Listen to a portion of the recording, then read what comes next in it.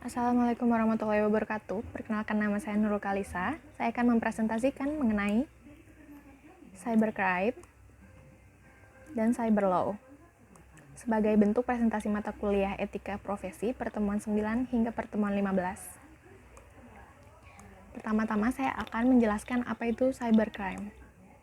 Pada awalnya, cybercrime didefinisikan sebagai kejahatan komputer. Menurut Mendel dalam Suharyanto tahun 2012 disebutkan ada dua kegiatan komputer crime. Yang pertama itu penggunaan komputer untuk melaksanakan perbuatan penipuan, pencurian, atau penyembunyian yang dimaksud untuk memperoleh keuntungan keuangan, keuntungan bisnis, maupun kekayaan dan pelayanan. Ada pula ancaman terhadap komputer itu sendiri, seperti pencurian perangkat keras atau lunak, atau sabotase dan pemerasan. Pada dasarnya, cybercrime meliputi tindak pidana yang berkenaan dengan sistem informasi itu sendiri, juga sistem komunikasi yang merupakan sarana untuk menyampaikan atau menukarkan informasi kepada pihak lain. Ada juga cyber law, yaitu hukum yang digunakan di dunia cyber atau dunia maya yang umumnya diasosiasikan dengan internet. Menurut Sitompul pada tahun 2012, alasan cyber law itu diperlukan adalah karena masyarakat yang ada di dunia virtual ialah masyarakat yang berasal dari dunia nyata, yang memiliki nilai dan kepentingan. Yang kedua adalah, meskipun terjadi di dunia virtual, transaksi yang dilakukan oleh masyarakat memiliki pengaruh dalam dunia nyata. Pengaturan cybercrime dalam cyber law, yaitu memiliki undang-undang yang disebut UU ITE. Saat ini, di Indonesia telah lahir sebuah rezim hukum baru yang dikenal dengan Hukum Cyber UU RI tentang informasi dan transaksi elektronik, yang diharapkan bisa mengatur segala urusan dunia internet, cyber, termasuk di dalamnya memberi punishment terhadap pelaku cybercrime. Contoh cybercrime nih. Yang pertama itu, ada unauthorized access to computer system and service, yang merupakan kejahatan yang dilakukan dengan memasuki atau menyusup ke dalam suatu sistem jaringan komputer secara tidak sah, tanpa izin atau tanpa sepengetahuan dari pemilik sistem jaringan komputer yang dimasuki.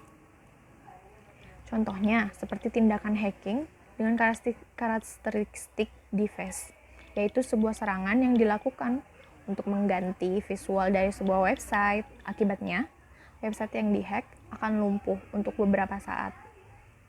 Para hacker biasanya meninggalkan pesan dan nickname mereka agar hasil kerjanya diketahui oleh khalayak hacker. Illegal content dapat didefinisikan sebagai kejahatan menyebarkan, mengunggah, dan menulis hal yang salah atau dilarang yang dapat merugikan orang lain, seperti memasukkan data atau informasi ke internet tentang hal yang tidak benar, tidak etis, dan dapat dianggap melanggar hukum atau mengganggu ketertiban umum. Salah satu contoh kasus illegal content yang sering ditemukan adalah dalam bidang pornografi atau cyberporn.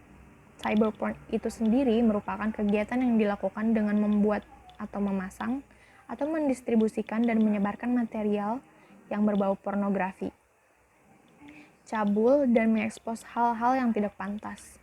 Cyberporn telah menjadi salah satu dalang rusaknya mentalitas generasi muda bangsa.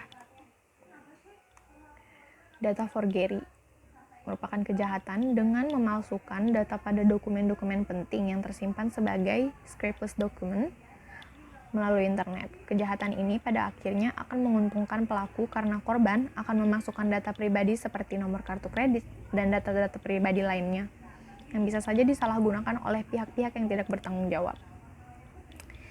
Seperti yang saya bilang tadi, modus kejahatan ini marak dilakukan untuk penyalahgunaan kartu kredit oleh orang yang tidak berhak. Ada pula UU ITE tentang unauthorized access to computer system and service, illegal content, dan data forgery, yaitu pada bab 7, pasal 27 sampai 37. Salah satunya adalah pasal tentang asusila, perjudian, penghinaan, dan pemerasan. Ada pula berita bohong dan menyesatkan. Selanjutnya ada cyber espionage. Adalah tindakan atau praktek memperoleh data rahasia tanpa izin dari pemegang informasi dengan tujuan untuk keuntungan pribadi pelaku. Menggunakan metode pada jaringan internet atau komputer melalui penggunaan retak teknik dan perangkat lunak berbahaya seperti Trojan Horse dan spyware. Pada awal Agustus 2012 ditemukan sebuah kasus yang sama, yaitu Shamoon menyerang komputer dengan OS Windows dan didesain untuk espionage atau mata-mata. Ada spekulasi bahwa Shamoon menginfeksi jaringan Saudi Aramco. Shamoon diprogram untuk menghapus file, kemudian menggantinya dengan gambar bendera Amerika yang terbakar, dan juga untuk mencuri data. UU ITE tentang cyber espionage. UU ITE nomor 11 tahun 2018 sebagai berikut. Yang pertama itu pasal 30 ayat 2, yaitu mengakses komputer atau sistem elektronik dengan cara apapun dengan tujuan untuk memperoleh informasi atau dokumen elektronik. Yang kedua ada pasal 31 ayat 1, setiap orang yang tidak dengan sengaja, tanpa hak, atau melawan hak melakukan intersepsi atau penyadapan atau informasi dokumen elektronik dalam suatu komputer atau sistem elektronik tertentu milik orang lain. Dan untuk ketentuan pidananya, yang pertama itu ada pasal 46 ayat 2 yang berisikan setiap orang yang memenuhi unsur sebagaimana dimaksud pada pasal 30 ayat 2 dipidana dengan pidana penjara paling lama 7 tahun dan denda paling banyak 700 juta rupiah. Yang kedua itu ada pasal 47 yang berisi setiap orang yang memenuhi unsur sebagaimana dimaksud dalam pasal 31 ayat 1 atau ayat 2 dipidana dengan pidana penjara paling lama 10 tahun atau denda paling banyak 800 juta rupiah. Baik, selanjutnya ada cyber sabotage. Kejahatan yang satu ini dilakukan dengan membuat gangguan perusakan atau penghancuran terhadap suatu data program komputer atau sistem jaringan komputer yang terhubung dengan internet. Ya, kejahatan ini dilakukan dengan menyusupkan logic bomb, virus komputer, ataupun suatu program tertentu sehingga data pada program komputer, jaringan komputer tersebut tidak dapat digunakan dan tidak berjalan sebagaimana mestinya atau dapat berjalan sebagaimana yang dikehendaki oleh pelakunya. Beberapa kasus setelah ini, maka tidak lama para pelaku tersebut menawarkan diri kepada korban untuk memperbaiki data program komputer atau sistem jaringan komputer yang telah disabotase oleh pelaku. Dan tentunya dengan bayaran tertentu sesuai permintaan yang diinginkan oleh pelaku. Kejahatan ini sering disebut sebagai cyber terrorism.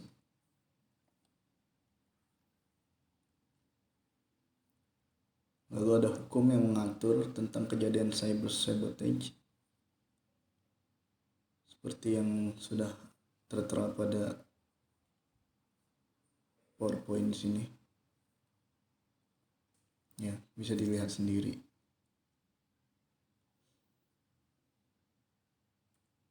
Lalu masuk ke bagian offense against intellectual property.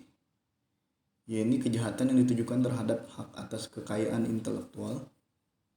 Pelaku kejahatan ini mengincar terhadap hak atas kekayaan intelektual yang dimiliki oleh korban, suatu bentuk pelanggaran atas hak cipta, atau suatu badan perusahaan. Namun jenis kejahatan ini bisa juga melalui penyebaran virus pada umumnya, dilakukan dengan menggunakan email. Dan yang tertera di sini macam-macam offense against intellectual property. Ada 4 macam. Yang pertama hak cipta, hak paten, desain industri, hak merek. Lalu undang-undang atau hukum yang mengatur tentang hak cipta tersebut ini dapat dilihat sebagai berikut.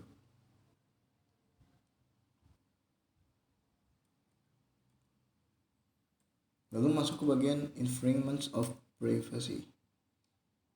Nah, pada kejahatan ini ditujukannya terhadap informasi seseorang yang sangat berharga atau bisa disebut juga dengan data pribadi.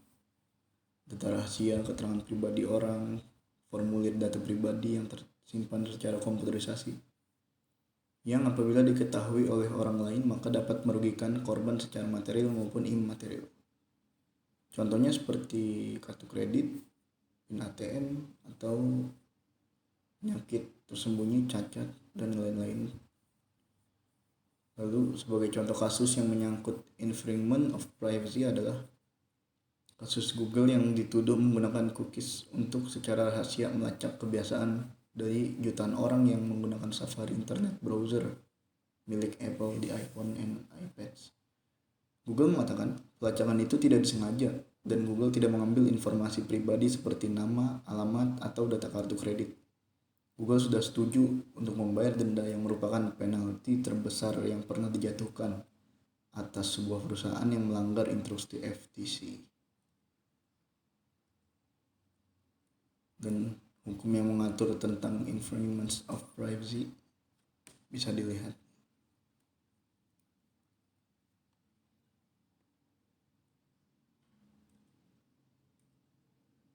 Ya, sekian dari kelompok kami. Kurang lebihnya mohon dimaafkan karena sistem pembelajaran dari mata kuliah ini juga pun masih ibaratnya work from home ya, di rumah. Jadi kami per kelompok membuat video masing-masing lalu digabungkan, atau mungkin bisa juga sih kalau bertemu, tapi intinya tidak di kelas.